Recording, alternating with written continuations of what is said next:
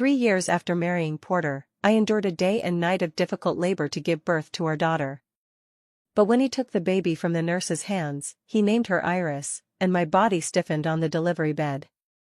I know that Porter's unforgettable ex-girlfriend Mila had a former name during her school days, Iris.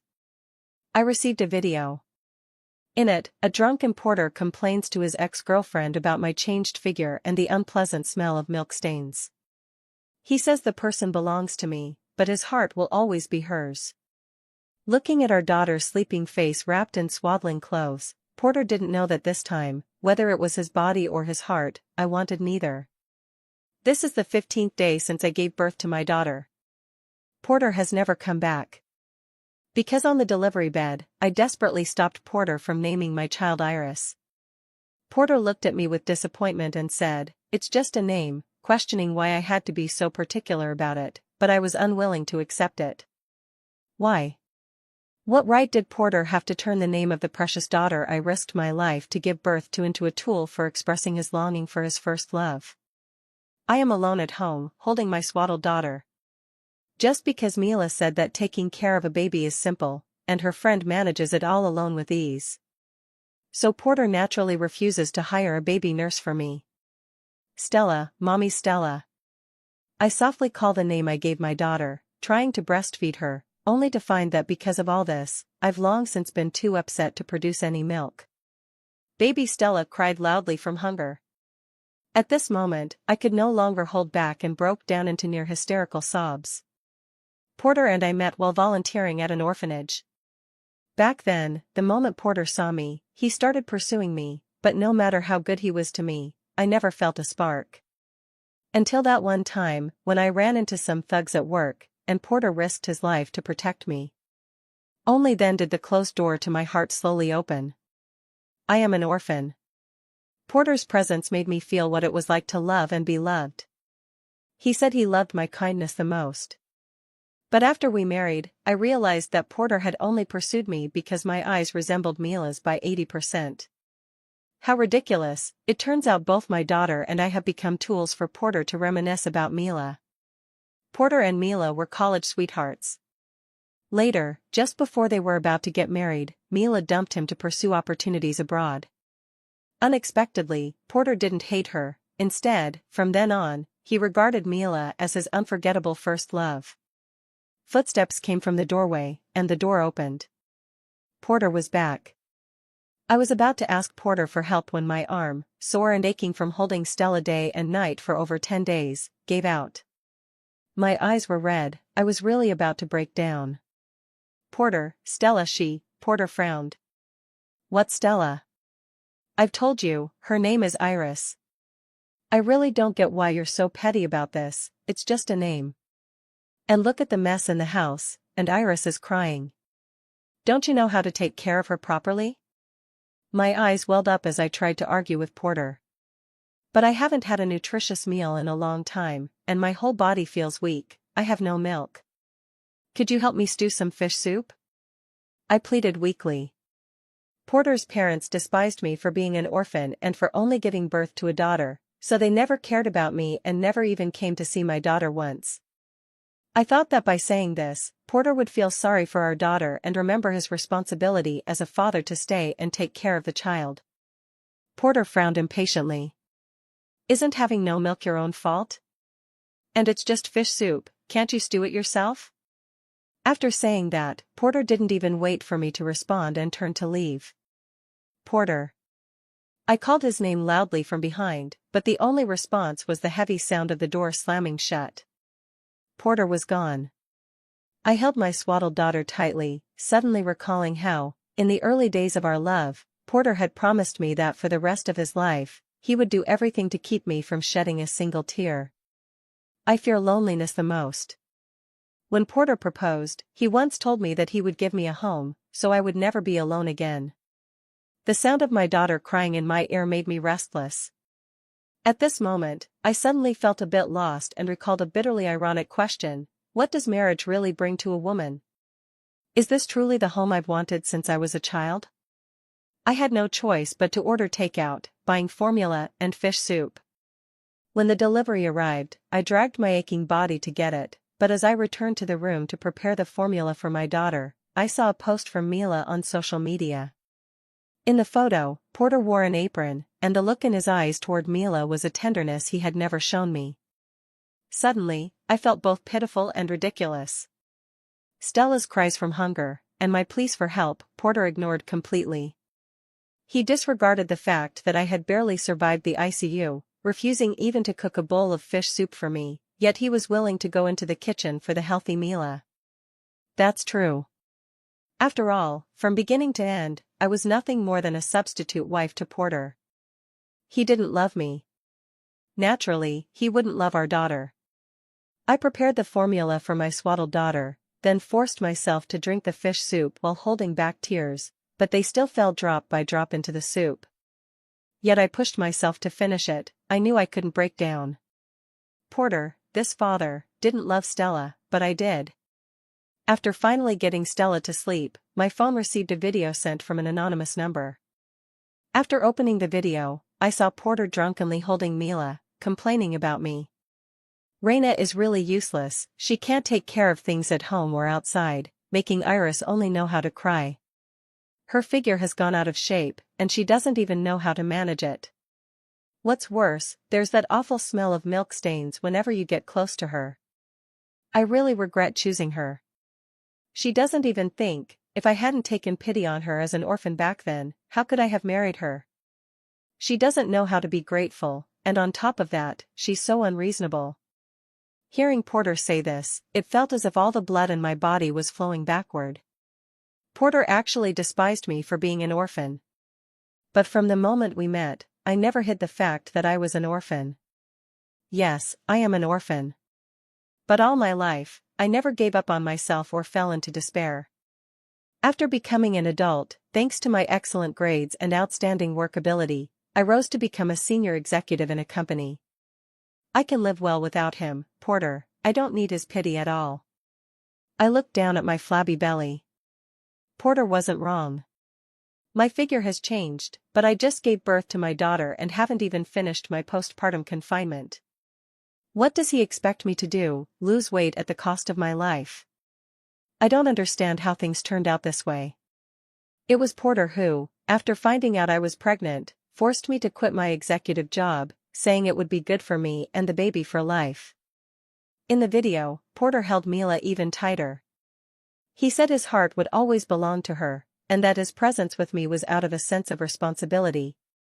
I watched the video almost to the point of breaking down, but I covered my mouth, not daring to let myself cry out loud and wake the child.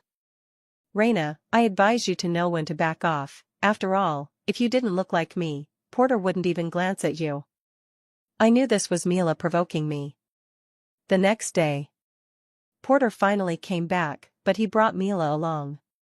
As soon as Mila stepped into the room, she gave me a disdainful look, but in front of Porter, she still pretended to be affectionate toward me. Iris, come let Auntie hold you, Mila called Stella's name while looking at Porter with tender eyes. I held my daughter tightly and looked at her coldly.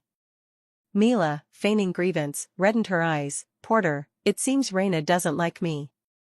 Maybe I should just leave now. Porter, of course, couldn't stand seeing his white moonlight wronged. He looked at me reproachfully. Reina, how can you be so unreasonable? Don't you know how many gifts Araby specially picked out today just to see you? It's one thing if you don't appreciate it, but to make such a fuss is just absurd. I looked at Porter sadly. Why should I thank her? Thank her for abandoning you to go abroad back then, and then thank her for shamelessly destroying our marriage after she found out you got married and had children? Sister Reina, don't think like that. I've made things clear with Porter. Mentioning the past, Mila ran out crying. Porter wanted to follow, but I stopped him with a sharp voice. Porter, I just want to ask you one thing. When you decided to marry me, was it because I looked like Mila, or because you loved me, even if just a little? If you love me, then don't leave. Stay here with me and our daughter, okay? Our daughter is still so young, she needs you. Tears welled up in my eyes as I put down my pride and begged him. Humbly pleading for even a little love from Porter. Of course I love. Porter's eyes hesitated. He had intended to stay, but upon seeing the potentially suicidal message Mila sent, his expression immediately changed. His eyes were full of disgust toward me. "Reina, this is all you're doing. If anything happens to Mila, I will never forgive you." Porter then turned and left. The whole house was left with only Stella and me. In the middle of the night, half asleep, I suddenly smelled a strong, choking smoke. Stella started crying too. Only then did I realize something was wrong. I picked up my daughter and tried to open the front door, but found the doorknob scorching hot. I recalled some fire safety knowledge I had learned on social media and immediately realized the fire had spread outside the door. After calling 911, I instinctively tried calling Porter for help. But after several calls, Porter didn't answer. Stella had already started crying from inhaling the smoke. I held her tightly, my heart aching. "Why won't you answer the phone? Porter, I beg you, please pick up. Save me and Stella." The fire had damaged the circuits, and just as my phone was about to die, Porter finally answered. I was about to speak, but Porter shouted at me angrily first. "Reina, are you out of your mind? Don't you know Reina has a fever? I finally got her to sleep, and you keep calling." "No, Porter, there's a fire at home. Please come back quickly. I'm so scared, and Stella keeps crying." My body trembled instinctively. But on the other end, Porter's words were full of sarcasm. "Reina, do you think these tricks are funny? Also, my daughter has always been called Iris. The one named Stella is definitely not my daughter." At this moment, I had long lost the will to argue with Porter. "There's really a big fire, Porter. My daughter and I are trapped inside the house and can't get out. Please, come back quickly and save me and the child, will you? I'm begging you, save our daughter." Seeing thick smoke slowly seeping through the door, my tone grew increasingly desperate. But just then, I heard Mila's weak voice calling out to Porter over the phone. Shortly after, Porter hung up, and I couldn't reach him again. I held Stella close and hid in the bathroom, frantically stuffing towels into the door cracks, but the thick smoke still seeped in bit by bit. Even though I covered Stella's mouth and nose with a wet towel, she was still a baby. I watched her cries grow fainter and fainter, and my heart sank deeper into despair. Just when I thought Stella and I would die there, suddenly the bathroom door was pushed open from the outside. The firefighters arrived just in time and rescued both me and Stella. The next day, Porter received the news and rushed to the hospital. When he saw me in the intensive care unit, his eyes immediately lit up with joy as he hugged me tightly. "Reina, I'm so glad you're okay. What about Iris? How is she?" Slap, just as Porter finished speaking, I slapped him across the face. "Reina, why did you hit me?" Porter turned his face away, disbelief in his eyes. But I felt utterly exhausted. I was so tired. I no longer wanted to love Porter. Being trapped in the house during the fire made me realize that Porter's heart had always belonged to Mila. I couldn't pull him back, nor did I want to. This time, I wanted neither Porter's presence nor his heart. "Porter, let's get a divorce." I closed my eyes, unwilling to look at him any longer. I originally thought that when Porter heard me mention divorce, he would be eager to agree. After all, in the video, his disdain for me was obvious, and the only reason he was willing to maintain the marriage was out of a sense of responsibility. "Reina, you want to divorce me?" Porter wanted to lose his temper but held back. "Why, Reina? I know you're angry because of the fire, but now there's nothing wrong between you and the child, and you and Iris are fine too. Besides, I'm begging you to be reasonable. The fire was caused by our next-door neighbor's improper use of electrical appliances, which led to our house catching fire." Porter looked at me with a face full of grievance. "Reina, sometimes you really need to be mature. You can't just blame people out of spite." I finally couldn't keep my eyes closed any longer, then slapped him again, pushing him against the hospital room door. "Porter, open your damn eyes and look, lying inside is a child whose life hangs in the balance, your daughter. She's so young and has suffered so much. But what were you doing, Porter, when my daughter and I were in danger? I'm asking you. Tears welled up in my eyes as I suddenly remembered how, during my pregnancy, Porter often gently placed his ear on my belly. He said this was his first child, and once the baby was born, he would be the most devoted father. But now, our daughter, still in the ICU, had become the cruelest irony of his promises. I'm sorry, Raina, but Mila had a fever then and needed constant care. I never expected the house to catch fire. If I had known you were telling the truth, I would have come back without a second thought. Porter looked toward the hospital room where our daughter lay, a trace of guilt surfacing in his eyes. Before Porter could finish, I cut him off coldly. My gaze grew colder, my disappointment in Porter complete. Her name isn't Iris, and she isn't your daughter. My once hollow, sorrowful eyes slowly hardened with resolve. Porter lifted his eyes. Raina, don't say things in anger. How could Iris not be my child? I know you're upset, but how can you joke about something like this? I sneered. Porter, didn't you say it yourself? Only a child named Iris is your daughter, but my daughter is named Stella, so she's not your daughter, let alone a tool for you and that slut Mila to flirt with. Raina, don't say things that are too harsh. How many times have I told you, there's nothing between Mila and me? Porter still looked at me with that accusing gaze. Looking at Porter like this, I was completely disappointed. I said it, divorce. I don't care what you and Mila do anymore. Fine, Raina, if you're this heartless, don't regret it. Have you forgotten you're an orphan? Who gave you a home after all? Porter glared at me furiously. Having figured everything out, I turned around and looked at Porter coolly. So what if I'm an orphan? What kind of family is that? Is it okay for a so-called husband like you to stay at another woman's place? Porter, do you think I'm a fool? To be honest, I just don't understand. Mila is still alive, isn't she? What are you commemorating with my daughter's name? The look I gave Porter was filled with nothing but disgust. Porter had never treated me like this before. Fine, divorce it is. Raina, don't regret this. With that, he stormed off, never once glancing back at the incubator where Stella lay. The next day. Fortunately, Stella's attending physician told me that my daughter had passed the critical period and could be moved to a regular ward. This filled me with immense relief. As long as my Stella was alive, I felt that hope in life still remained. Noon.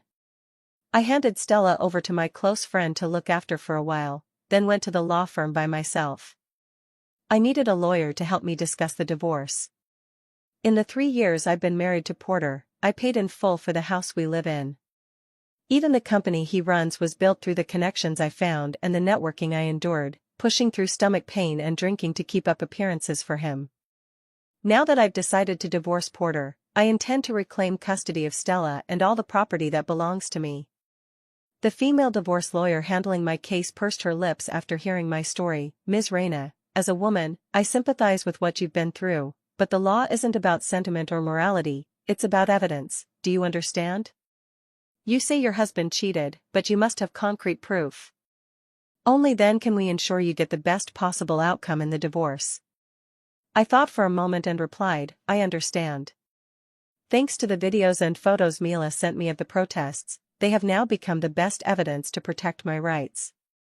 I had my lawyer contact Porter and told him about the divorce. When Porter received the divorce agreement from the lawyer, he stormed into the hospital room to find me. But upon seeing me and the still ill Stella, he immediately toned down his anger, like a guilty little puppy. This was the usual tactic he used whenever we argued before, but this time he didn't know that I truly no longer loved him. So when I saw his guilty and wronged face again, I no longer felt resentment or hatred.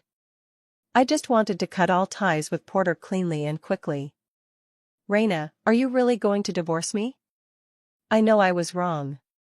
If I had known the fire was real that day, no matter what happened to Mila, even if she was dying, I would have rushed back to save you. Porter seemed about to say Iris, but then he seemed to remember that I didn't like him calling my daughter Iris, and quickly corrected himself. Raina, you and Stella are the most important things in my heart. Stella is still young, she can't be without her father. I gave him a cold look. What you say makes sense. Porter's face lit up with joy, he thought I was still as easy to appease as before and would forgive him immediately. But I spoke seriously. Porter, we're getting a divorce. When Stella grows up, if she cares about you as her father and wants to come back to you, I won't stand in her way. Moreover, Porter, I'm tired of your sweet talk. Deep down, you've already made your choice between me and Mila, between mother and daughter. And I won't compromise just to give Stella a normal family. I come first, then I'm Stella's mother. And Porter, having a father like you is worse than having none at all. When our lives hung by a thread, it was the brave and honorable firefighters who saved us, while you, as a father, were lost in Mila's tender embrace. You have no right to be my husband, nor to be Stella's father. After all, your daughter can only be called Iris. At that moment, Porter realized I was determined to divorce him, and his eyes welled up with tears. Raina, don't be like this. We've been married for 3 years. For the sake of our past, give me one more chance. I swear, if I ever get involved with Mila again, may I be struck by lightning 5 times over. Porter tried to hold me, but I pushed him away coldly. I don't love you anymore, Porter. I looked at him, my eyes no longer filled with desperate pleas or any trace of affection. Porter, you should have seen the evidence my lawyer sent you. Your company is about to go public, isn't it? Think carefully, if you refuse to divorce now, I'll leak this evidence to the media. Do you really think your investors would support someone with questionable morals, someone who can't even handle their own family affairs? I knew better than anyone how important the company was to Porter. Besides, Porter, without that company, you'll just become the salesman everyone looks down on again. Hearing this, Porter's eyes were full of sorrow. Raina, are you really going to be this heartless to me? I almost laughed when I heard that. Someone like Porter is so hypocritical, always twisting things around. If I weren't afraid of waking my daughter, I would have grabbed the broom in the hospital room and chased him out. Same to you, Porter. You know what I'm capable of. I'm giving you one night to think it over. If you don't sign the divorce papers by then, I'll expose everything to the media and make sure you lose everything again. I looked at Porter, my eyes filled with disgust. Porter seemed hurt by the hatred in my gaze. Raina, you've changed. How can you look at me like that? Hearing this, I couldn't help but lower my head and laugh. Why? Because I was foolish before, but now I see you clearly. Porter, you're a hypocritical, disgusting little man. People like you and Mila are truly made for each other. I wish you both locked in forever. Raina, you've gone too far. Porter left the hospital room with red eyes. I picked up my daughter, who had just woken up and was obediently blowing bubbles, and couldn't help but laugh. But as I laughed, tears involuntarily fell onto Stella's tender face. I held Stella close and gently said to her, Stella, even though you don't have a very good father, Mommy will protect you well. It was 3 a.m. I received a call from Porter. He agreed to the divorce and said he would move out of the house. But I felt nothing. After all, the house was mine to begin with, so why should I be grateful to him? Stella was feeling better, so I carried her back home to start packing. But to my surprise, I saw Porter's mother arriving with Mila. Raina, I heard you're divorcing my son and want to take his money. Raina, how can you be so shameless as an orphan? Just because you had a daughter, you dare to divorce my son and take so much of his money, Porter's mother said with a sour expression. Auntie, please stop. It's just that Raina was lucky to meet Brother Porter, who was kind-hearted. Otherwise, who would give him money? Mila said, pretending to be obedient. I frowned coldly. Auntie, you must be getting old and forgetful. When I married your son, your family couldn't even provide a decent house. This house was bought entirely with my own money. So how is it now that it belongs to your family? And what do you mean by me being greedy for your son's money? Your son cheated and should have left with nothing. What I'm doing now is already generous enough to preserve our final dignity. Porter's face turned awkward, seemingly at a loss for words after my retort, but suddenly her gaze landed on Stella, and in an instant, she looked like a victorious general. Raina, you can get a divorce, but this child belongs to our family. She has to come with us. Porter's mother reached out to grab the child, but my friend Wendy stopped her. Compared to me, my sister Wendy had a much fiercer temper. Pfft, Porter's mom, you really are cunning with age. You want to claim every good thing as your Porter's. How dare you? Have you forgotten that if it weren't for my Raina marrying your useless son and helping him run the company and pull in resources, you wouldn't be living this pampered life now? Aren't you a woman? To despise women so much, why don't you change your gender? I think someone like you, who favors sons over daughters, is destined to have no grandchildren. Wendy was furious with Porter's mother. She pulled Mila aside and said, "Who says I don't have a grandson? I'm telling you, Mila is already pregnant. I went to see a master who told me this baby is definitely a grandson." Hearing that Mila was carrying Porter's child only deepened the irony in my heart, and it made me even more certain that divorcing Porter was absolutely the right decision. Mila cast me a shy glance, proudly rubbing her belly. "Sorry, Sister Raina, I couldn't help myself that night with Porter either. But just because you can't bear Porter a son doesn't mean others can't, and besides, I truly love Porter." I was momentarily stunned. "When did you get pregnant?" Mila tenderly stroked her belly. "I can't really remember, but it should have been the night your house caught fire." "Hey, you shameless thing." Wendy rolled up her sleeves, ready to hit Mila, but I stopped her. "Enough, Wendy. The dog bit you once, do we really have to bite them back?" I packed up my things, preparing to leave. At that moment, Porter hurried over. "Porter." As soon as Mila saw him, she immediately lunged forward, only to be pushed away by Porter. Porter's gaze never left me from start to finish. When he saw my suitcase, his eyes flickered with panic. "Raina, where are you going?" But I ignored him. Mila wasn't willing to be neglected by Porter. She grabbed his hand and placed it on her belly. "Porter, come feel your baby." "What nonsense are you talking about?"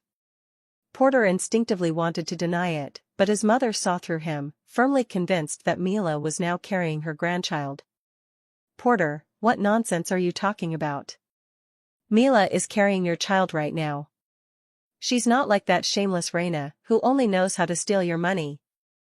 "Mom, please stop," Porter pleaded, looking at me in panic, as if afraid of losing something.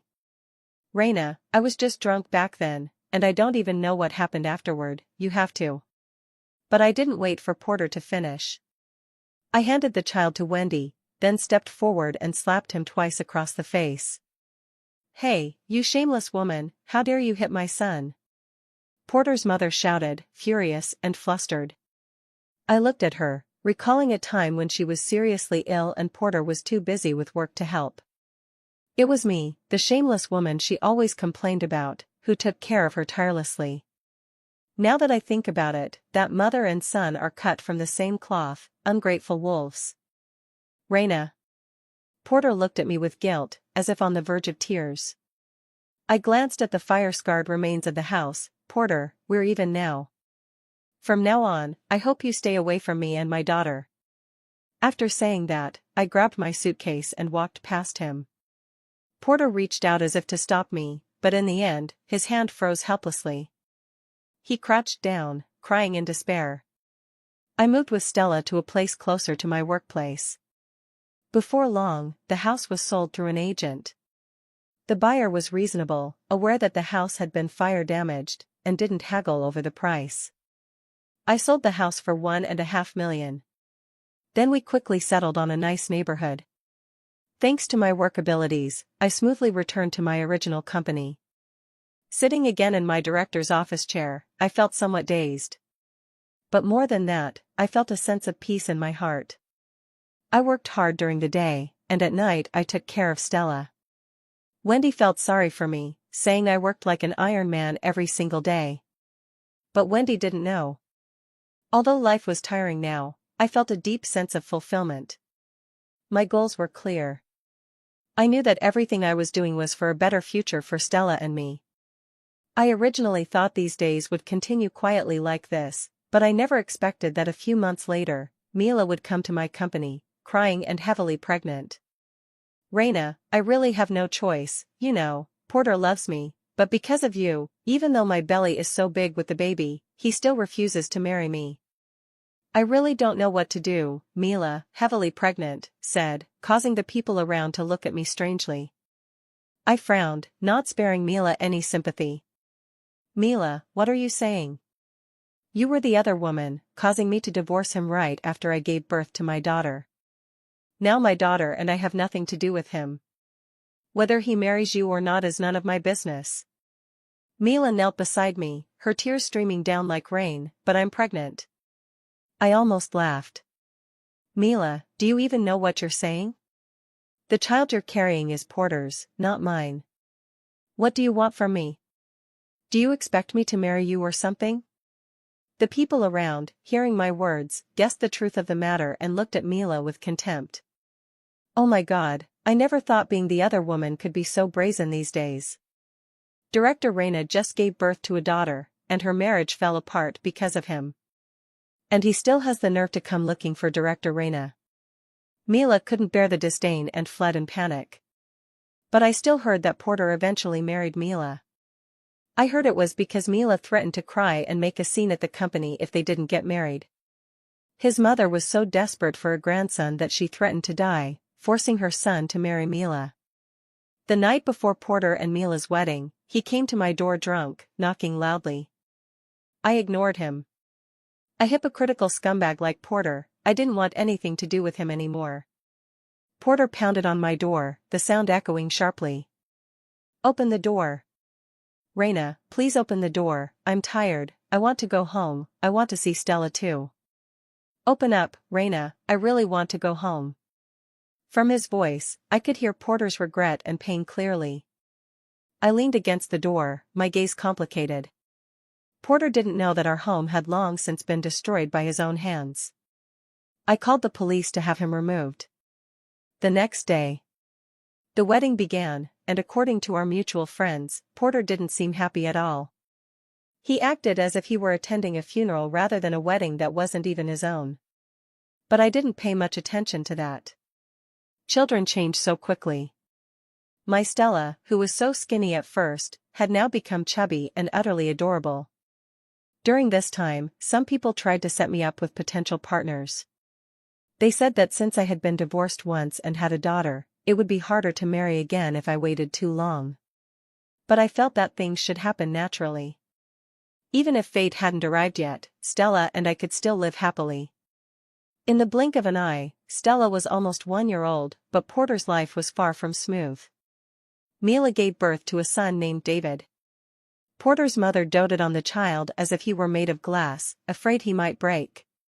Probably because she had risen as the other woman, Mila was extremely distrustful of Porter. Whenever any girl at the company spoke a few words to Porter, Mila would storm over and yell at her.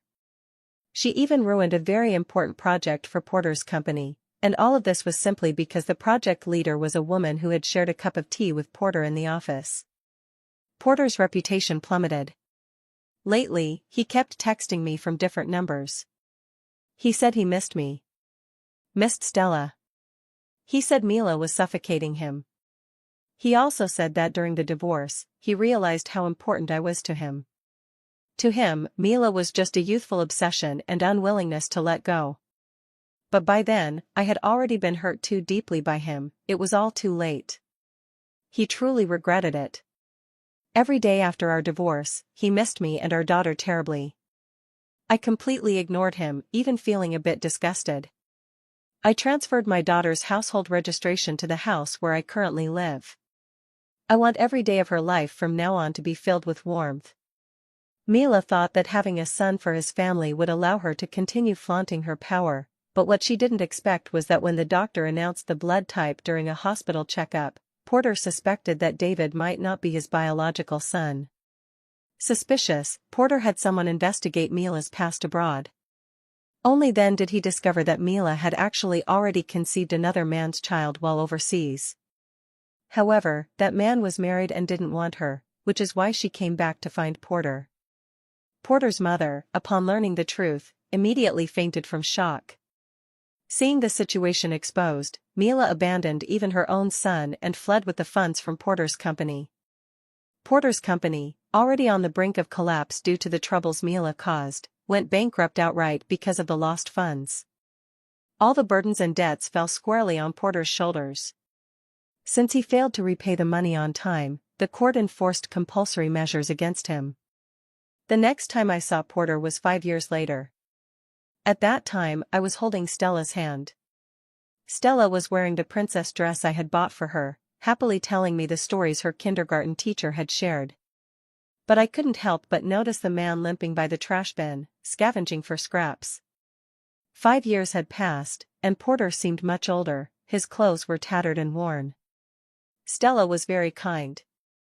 She waddled over with her short little legs and handed a box of milk to Porter. "Uncle gave this to you." The moment Porter instinctively took the milk, he saw me. He seemed to have guessed Stella's identity. I saw his eyes instantly redden, and his voice trembled as he spoke. "Ah, thank you, Stella." Stella bounced back to my side, while Porter hurriedly limped away in a panic, as if he didn't want me to see him. On the way, Stella asked me, "Mom, how does that uncle know my name?" I raised my hand and pinched Stella's cheek with a smile.